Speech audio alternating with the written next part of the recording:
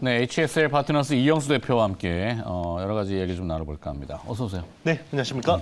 먼저 안 여쭤볼 수는 없을 것 같은데 네. 2차 전지 네. 세간의 관심이 모두 집중되고 있습니다. 네. 이틀간 시세가 좀 거칠게 좀 조정이었는데 물론 오늘은 이제 저가 매수라는 것도 좀 유입이 되는 것 같고 낙폭을 좀 줄이려고 했는데 반전까지는 아직 좀 미약한 것 같고 네. 2차 전지를 어떻게 파악하고 계시는지요? 뭐 향후 성장성에 대해서 뭐 누가 뭐 이론을 제기할 수 있겠습니까만은 단기간에 너무 급하게 올랐기 때문에 밸류에이션 측면에서는 사실 이제 좀 설명이 안 되는 부분들이 많잖아요. 네. 최근에 또 그 셀 리포트가 나와서 그 해당 애널리스트가 지금 협박을 받고 있다고 어이구, 그러는데, 네네. 그러니까 개인 투자자분들이 네. 좀 흥분하실 수 있는 네네. 민감한 사항이죠. 근데 네네. 시세라는 게 이제 무한정 오를 수는 없잖아요. 맞습니다. 어떤 네. 이런 곡선을 사이클을 그리면서 가기 때문에 그렇죠. 네. 네, 그런 의미인 것 같고. 네네. 그래서 뭐 사실 밸류에이션이 부담스러운 건 사실인 것 같고요. 네. 네. 뭐 기존에 뭐 좀 싸게 뭐 편입하신 분들은 뭐 충분히 이제 지금 어느 정도 이제 뭐 계속 홀드하거나 이제 좀 일부 비중 축소하는 것도 뭐 나쁘지 않은 것 같고요. 네. 신규 편입은 지금 하는 거는 좀 위험하지 않나 생각합니다. 네. 민감한 질문에 어쨌든 좀 네네. 피해 가시는데 뭐 할 수 없죠. 뭐 어떻게 시세를 알 수가 없으니까. 그렇죠. 다만 네. 앞서 이제 그 우리 369 전문가분도 얘기를 하시면 시세가 한 번에 무너지진 않고 맞습니다. 강했던 시세는 또 기회는 분명히 줄 것 같으니까 네네. 오늘 하루 어제 오늘 보고 너무 낙담하시지 말고 그렇죠. 네. 성장의 산업이라는 건 의심할 여지는 없다라는 거죠. 네네. 특히 맞습니다. 이제 양극재 쪽이잖아요. 주로 네네. 에코 그렇죠. 프로, 네. BME. 네네. 에코프로는 이제 지주사의 성격이기 때문에 분석을 좀 달리해야 되고 에코프로 맞습니다. BM은 본업인 양극재가 계속 그 화랑이라고 해야 되죠. 그렇죠. 네. 뭐 화랑이고 결국 이제 정책 모멘텀이 굉장히 컸죠. 네. 사실은 그걸 이제 다 감안하더라도 충분히 프라이싱 됐다 이런 생각이 듭니다. 자꾸 피해 가시는데. 반도체는 네. 반도체는 본업이 뭐 또 반도체 네네. 얘기를 네. 해야죠. 본업이 반도체였나요? 반도체의 신 아니에요? 네. 네. IT의 신이구나 참. 네네. 네. 네. 하여튼 사실 2차 전지도 많이 했는데 네. 어쨌든 뭐 책을 쓰다 보니 제가 반도체 전문가가 됐더라고요. 네. 메모리 감산 효과 네네. 지금 화면 자막에 나오고 있습니다만 네. 이게 이제 물론 보기 나름이에요. 네네. 이렇게 발표하고 주가가 오르면은 감산 네네. 효과가 네네. 긍정이다. 네네.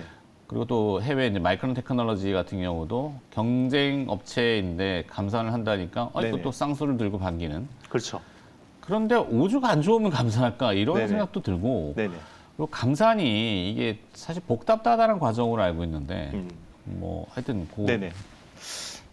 일단 감사는 뭐 무조건 호재입니다. 제가 네. 보기에는 과거에 그랬다고 해서 이번에는 다를 거다라는 생각은 안 해요. 네. 과거에는 항상 감산은 처음이거든요. 네. 저도 감산 처음 봤어요. 그래요? 네. 감산이라는 거는 IMF 예전에 때 그 네네. 취재할 때도 한 없었습니다. 십몇 년 됐지만 네. 한 원래 번도 본 적이 이 없구나. 반도체 메모리 사이클이라는 건요. 무조건 100% 가동하고 여기서 가격이 움직이는 게 그동안의 룰이었어요. 네. 근데 이 게임의 룰을 바꿔버린 거죠. 감산을 그러니까 웨이퍼 투입을 줄인 거는요. 이게 처음이에요. 그러니까 IMF 때 잠시 그런 적이 있었고 네. 그 이후로는 거의 저는 반도체 커버하면서 처음 본 현상이고요.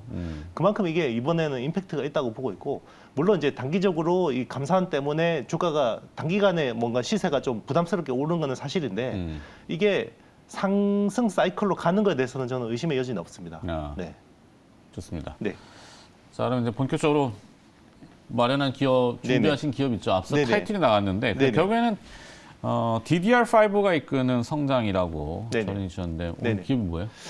아비코 전자를 제가 아비코 전자를. 설명드리려고 하는데요. 네. 이게 또 감산하고 관련이 있습니다. 일단 이번에 삼성이 감산을 하는데 지금 디램 라인 같은 경우는 그 화성 라인이 있고 평택 라인이 있거든요. 근데 이번에 감산의 타깃은 주로 화성 라인이에요. 어떤 의미가 있죠? 화성 팹이 좀 레거시화 된 공정이고 DDR4가 주력이에요. 레거시라는 건 이제 네, 약간 좀 올드하고 올드한 이제 공정들이고 평택은 어떻게 보면 DDR5, LPDDR5 같은 최신 제품들이 많은 하이 데피니션. 네네 맞습니다. 그래서 평택 쪽은 별로 안 줄여요. 네. 거의 안 줄인다고 보시면 되고 화성 쪽이 이제 3에서 6개월 정도 줄일 거거든요. 네. 이번 감산으로 인해서 DDR5 전환 속도가 빨라진다는 거죠.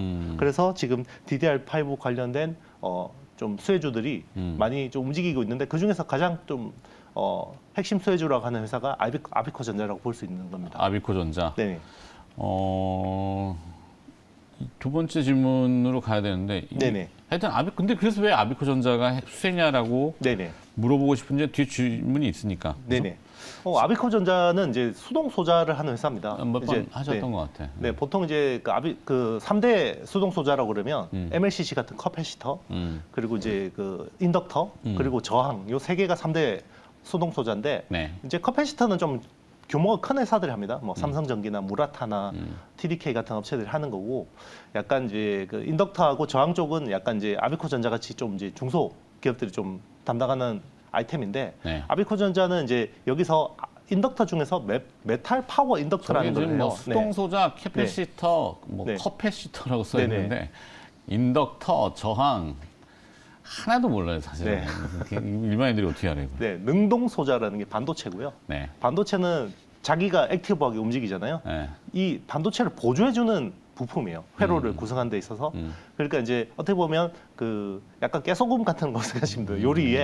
요리의 메인 디시는 반도체고, 네. 여기 뿌리는 깨소금 같은 게 이제 수동 소자라고 생각하시면 되는데, 네, 그 수동 소자 중에서 인덕터하고 저항을 하는 회사다. 그런데 이제 DDR5부터 메탈 파워 인덕터라는 게 대거 쓰인다라는 거죠. 네. 그래서 이제 이 회사가 수혜를 보는 거고, 그러면 기존에 메탈 파워 인덕터라는 거는 누가 했느냐? 네. 일본 회사들이 했죠. 네. 네, 그러니까 이제 일본 회사들 비중을 줄이기 위해서 이제 그 국내 업체들이 이제 아비코전자를 좀 키울 수밖에 없는. 뭐 우리 인덕션이라고 하잖아요. 네네. 자꾸 요리를 비교해서 깨소금 네네. 얘기하셨으니까 네네. 인덕션은 다 아실 겁니다. 네네. 그죠? 네. 가스레인지가 있고 인덕션이 네네. 있는데 네네. 전기를 이제 열을 데우는 거. 그렇죠. 동일한 개념이죠. 아니요, 전혀 다른 개념입니다. 네네. 인덕터라고 했잖아요. 네네, 인덕터, 지금. 네네. 네, 인덕터는 이제 뭐 시그널 같은 것들을 이제 어떻게 잡아주는 필터 역할을 하는 거고요. 네. 네. 그러니까 전류를 제어하는 게 인덕터라고 생각하시면 되고요. 더 깊게 들어가면 전압을 제어하는 거는 이제 커패시터고, 네, 하여튼 뭐 그런 역할을 합니다. 네. 오케이. 네. 메탈 파워 인덕터까지 갔죠 지금. 네네. 네. 그러면 내년부터 DDR5로 디램 네네. 세대 교체가 이루어질 거라고 계속 얘기들은 하는데 네네. 수혜 기대감은 뭐 어느 정도가 되기 때문에 인텔하고 항상 매칭을 네네. 하다가 네네. 최근에는 또 뭐 AI 하면서 이제 HBM까지 갔고 뭐 하이브리드 본딩에 이제 이종 칩까지 결합하고 물론 여기하고는 네네. 직접 연관이라고 해야 될까요, 그것도? 뭐 관련 있죠. 아, 깨소금이니까. 있죠? 아, 다 깨소금은 뿌려야 다 됩니다. 들어가요. 다 뿌려야 다 된다. 뿌려야 되는데 네. 어쨌든 이제 메인은 일단 DDR5가 중요한데 하반기부터 DDR5 수요가 좀 많이 올라올 것 같아요. 그래서 왜냐하면 인텔 사파이어 라피즈가 이제 하반기부터 물량이 대거 풀리고요. 그리고 AMD 제노아라는 칩도 DDR5를 지원하는데 AMD 점유율이 빠르게 올라가고 있어요. 작년에 빠르게? 네, 예. 제노아 그 AMD의 서버 시장 점유율이 작년에 10%를 돌파했고 올해는 20%를 돌파할 것 같습니다. 네. 그런데 이제 AMD의 칩도 DDR5를 지원한다라는 게 중요한 거죠. 네. 자, 그러면은 자회사 얘기도 해봐야 네네. 되잖아요. 네네. 아비코테크가 PCB 사업? 네네. 여기는 이익이 좀 나와요? 흑자 전환에 성공했습니다. 일단 아비코테크라는 회사는요, 그냥 PCB 회사고요. 네. 그리고 주로 전장 쪽에 들어갑니다. 자동차 전장. 그럼 아비코하고는 네. 이 매출 100% 연관성, 자회사입니다. 그러니까 네. 지분은 그럴 거고. 네네. 아비코 쪽으로 들어가는 매출은 없이 오히려 그냥 밖으로 나가는 아니요, 100% 잡히는 거고요. 네. 연결로 100% 잡히고 어. 아비코전자의 전체 매출이 한 작년 기준으로 1,600억 정도 넘거든요. 네. 그 중에 절반 정도가 아비코테크 매출이라고 보시면 됩니다. 아, 연관성이 있구나. 네네.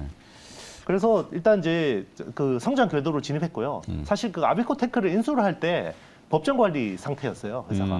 그러면 이제 법정 관리 상태면 이 자동차 서플라이 체인에서는 법정 관리 상태면 신 모델을 못 받아요. 그렇겠죠. 네네. 크레딧이 안 나올 텐데. 그러니까 그렇죠. 신용 거래인데 이쪽에. 그렇죠. 왜냐하면 자동차는 한번 생산하면 8년, 장기 10년 계약을 동안 하고. 이렇게 공급을 해야 되기 때문에 그동안 수주를 못 받았는데 그동안 이제 굉장히 회사를 정상화시켰고 그게 이제 수주가 작년부터 깔리기 시작했다라는 거죠. 네. 대부분 이제 현대모비스 이런 쪽으로 들어가는 건데 작년에 매출이 880억 정도 했고 올해는 한 920억 정도 예상이 되는데 전체 매출의 70% 이상이 이제 전장 쪽이라고 보시면 됩니다. 그리고 이제 계속해서 이제 수주 흐름은 굉장히 좋고 특히나 최근에 자동차 쪽 수출 동향이나 이런 것들이 굉장히 좋잖아요. 네. 그러니까 여기 좀 이제 아비코전자를 좀 주목하는 것 같습니다. 시장에서. 자, 일단 소형주에 해당되는데 그 밖에 실적 개선 모멘텀이 뭐가 또 엿보이던가요? 네, 일단 이제 비용 절감 효과를 굉장히 기울이고 있는데요.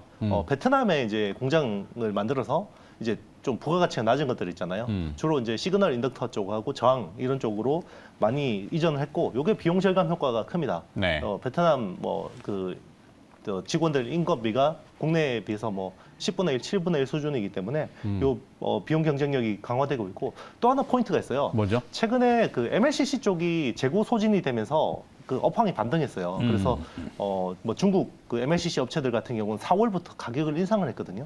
그래서 이제 수동 소자잖아요, MLCC. 그래서 네. 아직까지 인덕터나 저항이 돌아섰다 이런 건 없는데, 일단 MLCC가 돌아서니까 이제 이런 쪽 그 다른 수동 소자들도 좀 좋아질 수 있다. 이런 기대감들이 가미되고 있다고 보시면 됩니다. 네. 일단 1,700억이잖아요. 지금 네네. 시가총액이. 네네. 소형주에 해당이 돼서 네네. 탄력 받으면 가벼울 것 같은데 네네. 이제 개인 투자자분들이 선호하는 쪽은 아닌 걸. 사실 우리 국내 투자자들이 좋아하는 패턴이에요. 왜냐하면 턴어라운드 주잖아요. 턴어라운드. 턴어라운드를 하기 때문에 굉장히 좋아하고, 지금 사실 밸류에이션 매력은 제가 봤을 때 아주 그렇게 매력도가 있다고 볼 수는 없는데 네. 턴어라운드 주를 워낙 좋아하고, 그리고 실적이 상저하고 패턴이면요 굉장히 좀 해볼 만하다 이런 생각입니다. 근데 사실 맥락이 좀 네. 2차 전지 배터리 양극재 여기에 집중되다가 2차 네네. 전지도 이제 또 분리막 음극재, 전해질 이런 쪽으로 전해질 첨가지까지 확산되고 좀 더 확장하다가 이제 폐배터리 이렇게 얘기했는데 네네. 결국에는 그 동력원이 움직이는 자동차로 또 갔다가 그렇죠. 자동차에 들어가는 전장 장치들, 그러면 전장 장치에 어마어마한 저희들이 반도체뿐만 아니라 그렇죠. MLCC 수동 소자들도 많이 다 들어가는데. 들어가죠. 네네. 특히나 이제 삼성전기 같은 회사들은 그동안 그 어떤 전장 쪽으로 굉장히 많이 전환을 했거든요. 기존에는 인포테인먼트 같은 그런 요런 쪽으로 센터페시아 같은 거 요런 쪽에 들어가는 MLCC를 하다가 지금은 파워트레인 쪽, 그러니까 엔진 배터리 주변으로 들어가는 것들 많이 납품하거든요. 네. 네, 그런 식으로 지금 수동 소자 업계를 국내에서 한번 주목해 볼 만하다는 생각이 듭니다. 그렇죠. 네. 또 이게 그 배터리도 결국에는 또 BMS 시스템이라는 맞습니다. 게 들어가잖아요. 결국 회로거든요. 네. 그것도. 배터리 좀 잘 아시잖아요. 예전에 네네. 관련 사업도 좀. 배터리를 계속 공부를 하고 업데이트하는데 저한테 요즘 배터리를 안 물어보더라고요. 왜요? 네, 안 좋게 이야기하니까. 그러면 안 돼, 그러면 안 돼. 그러면 안 되고. 좋은 얘기를 해요. 네. 아니요, 그러니까 저는 그 앵커님하고도 사실 배터리 관련 주들 되게 많이 했었어요. 네네네. CIS 같은 경우도 되게 쌀 그렇죠. 때부터 예전 이야기를 초기부터. 그 2,000원대 우리가 처음 이제 이야기를 했었고, 그러니까 쌀 때는 항상 저는 이제 많이 소개를 하는데 어느 그렇죠. 정도 밸류에이션 부담이 오면 저는 그다음부터 코멘트를 잘 안 하거든요. 네. 한빛반도체도 마찬가지잖아요. 그렇죠, 그렇죠. 제가 여기 방송에서 이제 밸류가 목이 찼습니다라고 이야기를 했고, 근데 저는 또 이제 다시 또 빠지면 조정 받으면 또 봐야 된다는 그래요. 기조이기 때문에 순환이 오니까. 맞습니다. 네. 자, HXL 파트너스 이영수 대표로부터 오늘 배터리 2차 전지 얘기도 좀 들어봤고요. 아비코 전자라는 개별 기업도 내용을 좀 알아봤습니다. 오늘 수고하셨습니다. 네, 감사합니다.